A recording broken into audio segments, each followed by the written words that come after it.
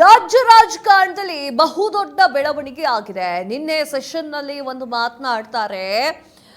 ಏನು ಅಂತಂದ್ರೆ, ರಾಜ್ಯಪಾಲರು ಕೇಂದ್ರದಿಂದ ಕಾಲ್ ಬಂದ ತಕ್ಷಣ ಈ ಒಂದು ಭಾಷಣವನ್ನ ಮೊಟಕುಗೊಳಿಸಿ ಹೋಗ್ತಾರೆ ಅಂತ ಹೇಳಿ ಕಾನೂನು ಸಚಿವರು ಹೇಳ್ತಾರೆ.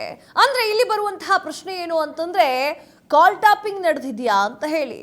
ಅದು ಕೂಡ ಹಾದಿ ಬೀದಿ ಮೇಲೆ ನಿಂತ್ಕೊಂಡು ಹೇಳಿರುವಂತಹ ಮಾತು ಅಲ್ಲವೇ ಅಲ್ಲ. ಇದು ಸೆಷನ್ನಲ್ಲಿ ಒಂದು ಪ್ರಮುಖವಾದ ಸ್ಥಳದಲ್ಲಿ ನಿಂತ್ಕೊಂಡು ಹೇಳಿರುವಂತಹ ಮಾತು. ಹಾಗಾದ್ರೆ ಕಾಂಗ್ರೆಸ್ ಸರ್ಕಾರದ ಪತನ ಆರಂಭವಾಗಿದೆಯಾ ಎನ್ನುವಂತಹ ಪ್ರಶ್ನೆ ಮೂಡಿದೆ.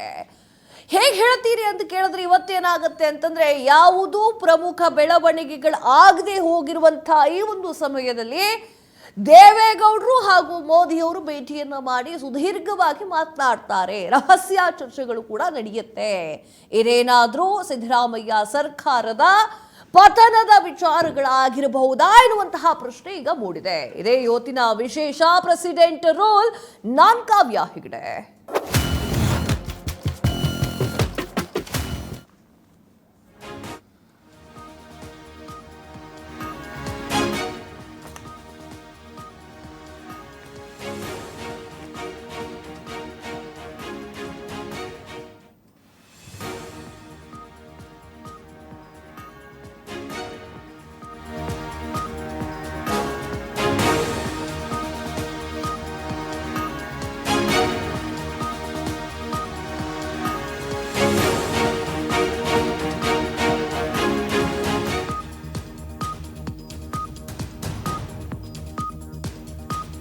ಕೇಂದ್ರ ಇದನ್ನ ಗಂಭೀರವಾಗಿ ತೆಗೆದುಕೊಳ್ಳೋದು ನಿಶ್ಚಿತವಾಗಿದೆ. ಫೋನ್ ಟ್ಯಾಪಿಂಗ್ ದೃಢಪಟ್ರೆ ಸಿದ್ದು ಸರ್ಕಾರ ವಜಾನ ಅಂತ ಭಾರಿ ಸಂಕಷ್ಟಕ್ಕೆ ಸಿಲುಕಿ ಬಿಡ್ತಾ ಸಿದ್ದರಾಮಯ್ಯ ಸರ್ಕಾರ. ಹೂ ಅಂದ್ರೂ ತೊಂದ್ರೆ, ಊಹು ಅಂದ್ರೂ ತೊಂದ್ರೆ. ಸಿದ್ದು ಸರ್ಕಾರದ ಮೇಲೆ ಕವಿದಿದ್ಯಾ ಕರಿಕಾರ್ ಮೋಡ. ಕರ್ನಾಟಕದಲ್ಲಿ ರಾಷ್ಟ್ರಪತಿ ಆಡಳಿತ ಬಹುತೇಕ ಫಿಕ್ಸ್.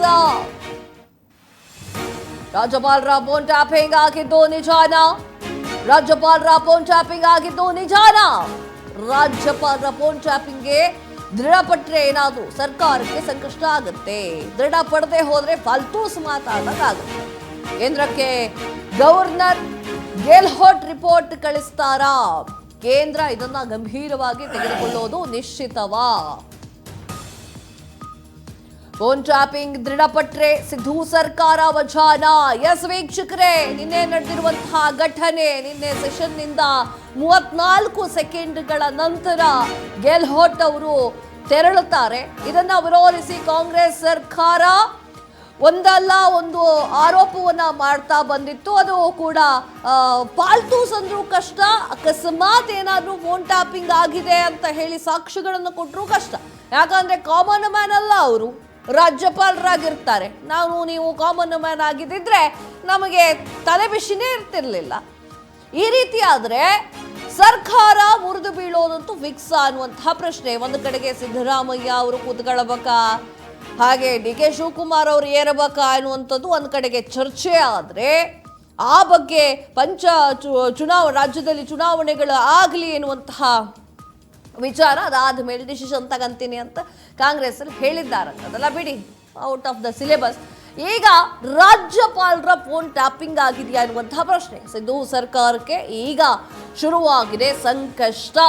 ಎಲ್ಲೋ ಹಾದಿ ಬೀದಿ ಮೇಲೆ ಕೂತ್ಕೊಂಡು ಮಾತನಾಡಿದ್ರೆ ಆಗಿತ್ತು. ಆದರೆ ಸದನದಲ್ಲಿ ಮಾತನಾಡಿರುವಂತಹ ಮಾತು ಮುಖ್ಯಮಂತ್ರಿ ಅವರಕ್ಕಿಂತಲೂ ಒಂದು ಕೈ ಜಾಸ್ತಿ ಆಗಿರುವಂತಹ ರಾಜ್ಯಪಾಲರ ಮೇಲೆ ಮಾಡಿರುವಂತಹ ಆರೋಪ. ಇದರ ಬಗ್ಗೆ ಸಾಕಷ್ಟು ಚರ್ಚೆಗಳು ನಡೀತಾ ಇತ್ತು. ಇದ್ರ ಬಗ್ಗೆ ಮಾತನಾಡಲಿಕ್ಕೆ ಬಿಜೆಪಿಯಿಂದ ಬಿ.ವಿ. ಗಣೇಶ್ ಅವರು ವಕ್ತಾರರು ಹಾಗೂ ಕಾಂಗ್ರೆಸ್ ಇಂದ ಕೆ.ಎಚ್. ಕುಮಾರ್ ವಕ್ತಾರರು ನಮ್ಮ ಜೊತೆಗಿದ್ದಾರೆ. ಸರ್, ಕಾರ್ಯಕ್ರಮಕ್ಕೆ ಸ್ವಾಗತ. ಸರ್, ಕೇಳ್ತಾ ಇರುವಂತಹ ಪ್ರಶ್ನೆ ನಿಮಗೆ ಶುರು ಮಾಡಿಬಿಡ್ತೀನಿ. ಕಾಂಗ್ರೆಸ್ ಅವರಿಂದ ಸ್ಟಾರ್ಟ್ ಮಾಡಿಬಿಡೋಣ. ಸರ್, ರಾಜ್ಯಪಾಲರ ವಿಚಾರ ಸರ್, ಸುಮ್ಮನೆ ಕಾಮನ್ ಮ್ಯಾನ್ ಅಲ್ಲ, ಯಾವುದೋ ಮಂತ್ರಿಗಳದ್ದಲ್ಲ, ಯಾವುದೋ ಶಾಸಕರದ್ದಲ್ಲ, DCMದಲ್ಲ, ಯಾರ್ದು ಅಲ್ಲ. ರಾಜ್ಯಪಾಲರ ಒಂದು ಫೋನ್ ವಿಚಾರವಾಗಿ ಕೇಂದ್ರದಿಂದ ಬಂತೋ, ಕೇಶವ ಗೃಹದಿಂದ ಬಂತು ಅಂತ ಹೇಳಿ ಡಿಸ್ಕಷನ್ ಆಗ್ತಾ ಇದೆ. ಅದು ಕೂಡ ಸದನದಲ್ಲಿ ಅಂತಂದ್ರೆ ಈಗ ಸರ್ಕಾರ ಪತನವಾಗುತ್ತಾ? ರಾಷ್ಟ್ರಪತಿಗಳ ಆಡಳಿತ ಏನಾದ್ರು ಬರುತ್ತಾ ಕರ್ನಾಟಕಕ್ಕೆ? ನೋಡಿ, ಕುಂಬಳಕಾಯಿ ಕಳ್ಳ ಅಂದರೆ ಹೆಗಲ್ಮುಟ್ಟು ನೋಡ್ಕೊಂಡ ಅನ್ನೋಂಗೆ ಆಗತ್ತಿದ್ದು ಗಾದೆ ಮಾತಿನ ಪ್ರಕಾರ. ಇಲ್ಲಿ ಫೋನ್ ಟ್ಯಾಪಿಂಗ್ ಮಾಡೋದಕ್ಕೆ ಏನು ರಾಜ್ಯದಲ್ಲಿ ದೊಡ್ಡ ಘನಕಾರ್ಯ ಏನು ನಡೆದಿಲ್ಲ. ಜೊತೆಗೆ ನಮ್ಮ ಕಾನೂನು ಸಚಿವರು ಹೇಳಿದ್ರು ಆ ಮಾತನ್ನು ಅಂತ ಅಂದ್ಬಿಟ್ಟು ಇದು ಚರ್ಚೆ ಪ್ರಾರಂಭ ಆಗಿದೆ. ಅವರು ಹೇಳಿರೋ ಮಾತಿನ ತಿರುಳು ಕೇಂದ್ರ ಸರ್ಕಾರದಿಂದ ನಿಮ್ಗೇನಾದರೂ ಕರೆ ಬಂದಿರ್ಬೋದು, ಅಥವಾ ಕೇಶವ ಕೃಪಾದಿಂದ ನಿಮ್ಗೇನಾದ್ರು ಆದೇಶ ಬಂದಿರ್ಬೋದು. ಈ ಮನ್ರೇಗಾ ಬದಲಾವಣೆ ಮಾಡಿ VBG ರಾಮ್ಜಿ ಯೋಜನೆಯನ್ನು ಅನುಷ್ಠಾನಕ್ಕೆ ತರಕ್ಕೆ ಹೊರಟಿದ್ದು ರಾಜ್ಯ ಸರ್ಕಾರ ತಮ್ಮ ಭಾಷಣದಲ್ಲಿ, ವಿಶೇಷ ಅಧಿವೇಶನದಲ್ಲಿ ಅವರು ನಿಮ್ಮ ಭಾಷಣದಲ್ಲಿ ಸರ್ಕಾರದ ಮಾತುಗಳನ್ನು ನಿಮ್ಮ ಬಾಯಿನಲ್ಲಿ ಹೇಳಿಸೋದು ಬೇಡ, ಅದು ನಮ್ಮದೇ ಸರ್ಕಾರ ಇದೆ ಕೇಂದ್ರದಲ್ಲಿ ಅಂತ ಹೇಳಿ ಅವರು ತಮ್ಮ ಇಷ್ಟಕ್ಕೆ ಬಂದಂಥ 2 ಮಾತುಗಳನ್ನು ಹೇಳಿ ನನ್ನ ಸರ್ಕಾರ ಸುಭದ್ರವಾಗಿದೆ, ಚೆನ್ನಾಗಿದೆ, ಒಳ್ಳೆ ಕೆಲಸ ಮಾಡ್ತಿದೆ ಅಂತ ಹೇಳ್ಬಿಟ್ಟು ಹೊರಟಂಥದ್ದು. ಅಲ್ಲಿ ಸದನದಲ್ಲಿ ಗದ್ದಲಗಳು ಪ್ರಾರಂಭ ಆದಾಗ ರಾಷ್ಟ್ರಗೀತೆ ಆಡಿಸಿ ಹೊರಡಬೇಕಾಗಿತ್ತು. ರಾಷ್ಟ್ರಗೀತೆಯನ್ನು ನುಡಿಸೋದಕ್ಕೆ ಏನು ಬ್ಯಾಂಡ್ ಇತ್ತು ಅವ್ರಿಗೆ ಗೊತ್ತಿಲ್ಲ, 1 ಗಂಟೆ ನಂತರ ಬರ್ಬೋದು ಅಂತ ಬ್ಯಾಂಡ್ ಅವ್ರು ಕಾಯ್ತಾಯಿದ್ರು. ಅವರು ಏಕಾಏಕಿ ಹೊರಟು ನಿಂತಾಗ ಬ್ಯಾಂಡ್ ಅವ್ರಿಗೂ ಗೊತ್ತಾಗಿಲ್ಲ, ರಾಷ್ಟ್ರಗೀತೆಯನ್ನು ಆಡದೆ ಅಪಮಾನ ಮಾಡಿದ್ದಾರೆ. ರಾಜ್ಯಪಾಲರು ರಾಷ್ಟ್ರಗೀತೆ ಆಡೋಕ್ಕೆ ಮುಂಚೆ ಹೊರಡಬಾರ್ದಾಗಿತ್ತು. ಬರುವಾಗ ಏನು ಒಂದೇ ಮಾತರಂ ಗೀತೆ ಆಗುತ್ತೆ, ಆ ಹೊರಡುವಾಗ ಬ್ಯಾಂಡ್ ಅವರೇನು ರಾಷ್ಟ್ರಗೀತೆ ಹಾಡಬೇಕಾಗತ್ತೆ. ಅದು ಹಾಡಿಗೆ ಇದು ನಾಡಗೀತೆ, ಇದು ದೇಶಭಕ್ತಿ, ಇದಕ್ಕೆ ರಾಷ್ಟ್ರಗೀತೆಗೆ ಅಪಮಾನ ಮಾಡುವಂತೆ ಅವರ ನಡವಳಿಕೆ ಇತ್ತು ಅಂತ ಚರ್ಚೆಗಳು ಪ್ರಾರಂಭ ಆಗುತ್ತೆ. ಆಗ ಮಾನ್ಯ ಸಚಿವರು ಎದ್ದಿದ್ದು ಈ ಥರದ್ದು ಏನಾದ್ರು ಆದೇಶ ಇತ್ತೇನೋ, ಅದಕ್ಕಾಗಿ ಅವರು ಹೊರಟು ಬಿಟ್ಟಿದ್ದಾರೆ ಅನ್ನೋ ಮಾತು. ಅಷ್ಟನ್ನ ಏನು ದೊಡ್ಡ ಇದಾಗ್ಬಿಟ್ಟಿದೆ ಅಂತ ಚರ್ಚೆ ಮಾಡೋದಿದೆಯಲ್ಲ ಅದು. ಆಮೇಲೆ ಈ ಹಿಂದೆ ಕೂಡ ಕುಮಾರಸ್ವಾಮಿ ಅವರು ನನ್ನ ಫೋನ್ನ ಟ್ಯಾಪ್ ಮಾಡ್ತಾ ಇದ್ದಾರೆ ಅಂತ ಮಾತನಾಡಿರೋದು ಇದೆ ಬಿಜೆಪಿ ಸರ್ಕಾರದ ವಿರುದ್ಧವಾಗಿ. ಅದರಿಂದ ಕೂಡ ಬೇರೆ ಬೇರೆ ಸರ್ಕಾರಗಳಿದೆ ಸಂದರ್ಭದಲ್ಲೂ ಫೋನ್ ಟ್ಯಾಪಿಂಗ್ ವಿಚಾರಗಳು ಚರ್ಚೆ ಬಂದಿದ್ದಾವೆ. ಓಕೆ ಸರ್, ಗಣೇಶ್ ಅವರೇ ನೀವೇನು ಹೇಳ್ತೀರಿ ಇದ್ರ ಬಗ್ಗೆ, ಅವ್ರು ಹೇಳಿರುವಂತಹ ಆನ್ಸರ್ ಬಗ್ಗೆ?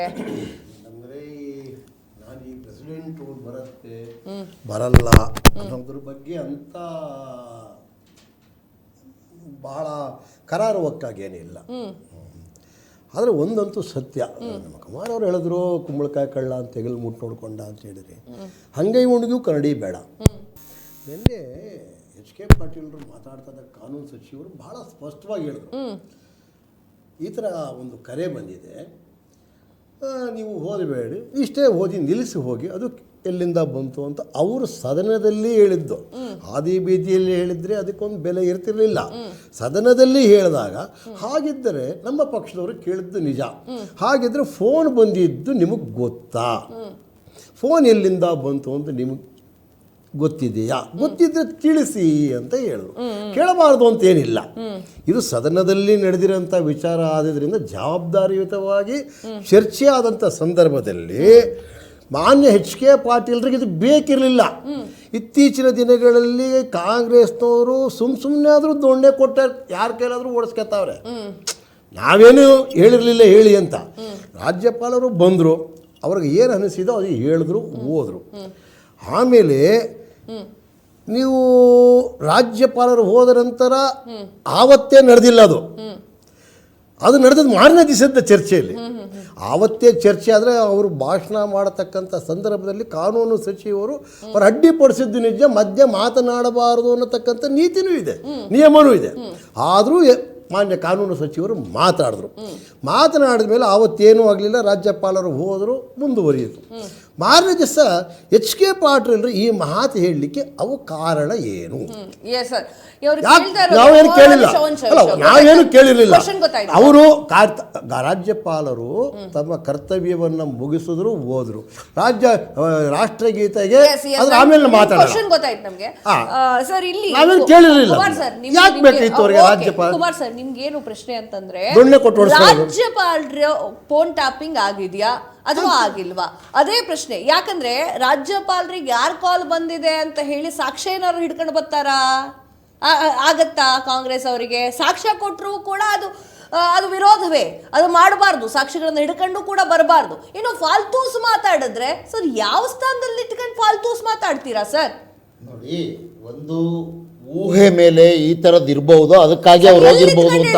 ಒಂದು ನಿಮಿಷ, ಹೇಳ್ತಿದ್ದೀರಾ ಅದು ಸದನದಲ್ಲೇ ಕಾನೂನು ಸಚಿವರು ಹೇಳಿದ್ದಾರೆ. ಯಾಕೆ ಮಾಡ್ತಾರೆ ಸರ್? ಅಲ್ಲ ಒಂದು ಅಲ್ಲ, ಯಾಕೆ ಮಾಡ್ತಾರೆ ಸದನ ಅಂದ್ರೆ? ಸದನದಲ್ಲಿ ನಂಗೆ ಗೊತ್ತಿಲ್ಲ ಅದು ಯಾಕೆ ಮಾಡ್ತಾರೆ ಒಂದು ಸದನ ಅಂದ್ರೆ. ಒಂದು ಊಹಾತ್ಮಕವಾಗಿ ಈ ತರ ಇರಬಹುದು, ಅದಕ್ಕಾಗಿ ಅವರು ತೆರಳಿರ್ಬೋದು, ಅದಕ್ಕಾಗಿ ಸದನದಲ್ಲಿ ತಮ್ಮ ವಿರುದ್ಧವಾದಂಥ ಒಂದು ಕಾನೂನು ಕರ್ನಾಟಕದಲ್ಲಿ ಚರ್ಚೆ ಆಗ್ತಿದೆ, ಅದಕ್ಕೆ ವಿಶೇಷ ಅಧಿವೇಶನ ಕರೆದಿದ್ದಾರೆ, ಹಾಗಾಗಿ ಇದ್ರ ಚರ್ಚೆ ಆಗಕ್ಕೆ ನೀವು ಅವಕಾಶ ಕೊಡಬೇಡಿ ಅಂತ ನಿಮ್ಗೆ ಹೇಳಿರ್ಬೋದಾ, ತಿಳಿಸಿರ್ಬೋದಾ, ಅದಕ್ಕೆ ಹೋಗಿರ್ಬೋದಾ ಅಂತ ಕೇಳಿದ್ರೆ ಮಾತಿನಲ್ಲಿ ತಪ್ಪೇನಿದೆ. ಅದಕ್ಕೆ ಆ ಕಾರಣಕ್ಕೆ ಆಗ ಮೇಡಮ್ ಒಂದು ನಿಮಿಷ, ಫೋನ್ ಟ್ಯಾಪಿಂಗ್ ಮಾಡೋದಕ್ಕೆ ತಾಂತ್ರಿಕವಾಗಿ ಟೆಲಿಕಾಂ ಕಂಪನಿ ಯಾರ ಕೈಯಲ್ಲಿದೆ, ಯಾರ ಹಡಿಯಲ್ಲಿದೆ? ಇವ್ರ ಸ್ನೇಹಿತರು ರಿಲಯನ್ಸ್ ಕಂಪ್ನಿಯವ್ರ ಕೈಲಿದೆ. ಇಡೀ BSNL ಮುಗಿಸಿ ನಾಶ ಮಾಡಾಕ್ಬಿಟ್ರು ಕೇಂದ್ರ ಸರ್ಕಾರ ಅಧಿಕಾರಕ್ಕೆ ಬಂದ ಮೇಲೆ. ಅದನ್ನ ಖಾಸಗಿಯವರು ಕೊಟ್ಟು ದೂರವಾಣಿ ವ್ಯವಸ್ಥೆಯನ್ನೇ ಸುಭದ್ರವಾಗಿದ್ದಂಥ ದೇಶದ ಅತಿ ದೊಡ್ಡ ಆಸ್ತಿ, ರೈಲ್ವೆ ನಂತರ ಇದ್ದಂಥ ದೊಡ್ಡ ಆಸ್ತಿ ನಮ್ಮ ದೂರವಾಣಿ ಕೇಂದ್ರಗಳು. ಅವನ್ನ ಸರ್ವನಾಶ ಮಾಡೋದಕ್ಕೆ ಇವ್ರ ಸ್ನೇಹಿತರಿಗೆ ಲಾಭ ಮಾಡಿಕೊಡ್ಬೇಕು ಅಂತೇಳಿ ಕೇಂದ್ರ ಸರ್ಕಾರ ತೆಗೆದುಕೊಂಡಂಥ ಏನೋ ಒಂದು ಕೆಟ್ಟ ನೀತಿಗಳು ಮತ್ತು ಸ್ನೇಹಿತರಿಗಾಗಿ ಕರ್ಕಾರಿ ಸಂಸ್ಥೆಯನ್ನೇ ಮುಳುಗಿಸಿ ಸಹಾಯ ಮಾಡ್ತಾ ಇರೋದನ್ನ ನಾವು ನೋಡ್ತಾ ಇದ್ದೇವೆ. ಈ ವ್ಯವಸ್ಥೆಯಲ್ಲಿ ನಾವು ಕದ್ದಾಳಿಕೆ ಮಾಡೋದಕ್ಕೆ ಸಾಧ್ಯ ಇದೆಯಾ? ಅವ್ರು ಹೇಳ್ತಾ ಇರೋದು ಏನು ಅಂತಂದ್ರೆ, ಟೆಲಿಕಾಂ ಕಂಪನಿಗೆ ಹಿಡಿತಾ ಇರೋದು ಬಿಜೆಪಿ ಅವರಿಗೆ, ಕೇಂದ್ರದವರಿಗೆ. ಸೊ ಯಾವ ಕಾರಣದಿಂದ, ಯಾವ ಮೂಲದಿಂದ ಮಾಡ್ಲಿಕ್ಕೆ ಸಾಧ್ಯ ಫೋನ್ ಟ್ಯಾಪಿಂಗ್ ಅಂತ ಕೇಳ್ತಾ ಇದ್ದಾರೆ. ಮೇಡಮ್ ಅವರೇ, ನೀವು ಸ್ಪಷ್ಟವಾಗಿ ಅರ್ಥ ಮಾಡ್ಕೊಬೇಕು, ಯಾರು ಮಾಡಿದ್ದಾರೆ ಯಾರು ಮಾಡಿಲ್ಲ. ನಾನು ಇನ್ವೆಸ್ಟಿಗೇಷನ್ ಕೇಳ್ತಿಲ್ಲ, ಇವರು ಹೇಳೋ ಅವಶ್ಯಕತೆ ಏನಿತ್ತು? ಕಾನೂನು ಸಚಿವರು ಮತ್ತು ಒಂದು ಕ್ಯಾಬಿನೆಟ್ ದರ್ಜೆಯ ಸಚಿವರು ವಿಧಾನಸಭೆಯಲ್ಲಿ ಏಕಾಏಕಿ ಯಾರು ಕೇಳಿದ್ರು ಇವ್ರನ್ನ ಹೇಳಕ್ಕೆ? ನಿಮ್ಮ ಊಹೆ ಇದ್ದರೆ ಇರಬಹುದು, ಹೋಗಬಹುದು, ಎದ್ದೊಳಬಹುದು, ಬಿದ್ದೊಳಬಹುದು, ಇರಬಹುದು. ಊಹೆ ಅಲ್ಲರಿ, ಅದು ಏನು ಇದ್ರದ್ದೆಲ್ಲ ಗೋಲಿ ಆಟ ಆಡೋ ಸ್ಥಳ ಅಲ್ಲ. There is a consistency. ನಿಮ್ಮ ಊಹೆಗೋಸ್ಕರ ಸಾರ್ವಜನಿಕರು ದುಡ್ಡು ಹಾಳು ಮಾಡಕ್ಕೆ ಲಕ್ಷಾಂತರ ಕೋಟ್ಯಾಂತರ ರೂಪಾಯಿ ದುಡ್ಡು ಊಹೆಗೋಸ್ಕರನ, ನಿಮ್ಮ ಅನಿಸಿಕೆಗೋಸ್ಕರನ? ಆಮೇಲೆ ಮಾನ್ಯ ಕುಮಾರ್ ಅವ್ರಿಗೆ ನಾನು ಒಂದು ಮಾತು ಕೇಳಕ್ಕೆ ಇಷ್ಟಪಡ್ತೀನಿ. ದೇಶ ಸರ್ವನಾಶ ಆಯಿತು, ಇಲಾಖೆ ಯಾರಿಗಿದೆಯೋ ಆ ವಿಚಾರ ಬಂದಾಗ ಚರ್ಚೆ ಮಾಡೋಣ. ನಮ್ಮ ಉದ್ದೇಶ ಇರೋ ಪ್ರೆಸಿಡೆಂಟ್ ರೂಲ್ ಬರುತ್ತಾ, ಏನು ಕಾರಣ, ಅದನ್ನು ತಂದುಕೊಂಡಿದ್ದು ಯಾರು, ಅದಕ್ಕೆ ಮೂಲ ಪುರುಷರು ಯಾರು ಅಂತ ಮಾತಾಡಿ. ನೀವು ಅಡ್ಡ ಬಿಟ್ಟು ನೀವು ಎತ್ತಿಗೆ ಜರ ಬಂದ್ರೆ ಎಮ್ಮೆಗೆ ಬರೆ ಹಾಕೋದ್ರು ಅಂತ ನಿಮ್ಮ ಇಷ್ಟಕ್ಕೆ ಓದಿ ಮಾತಾಡಿದ್ರೆ ದೇಶದ ವಿಚಾರ ಆಮೇಲೆ ಮಾತಾಡೋಣ.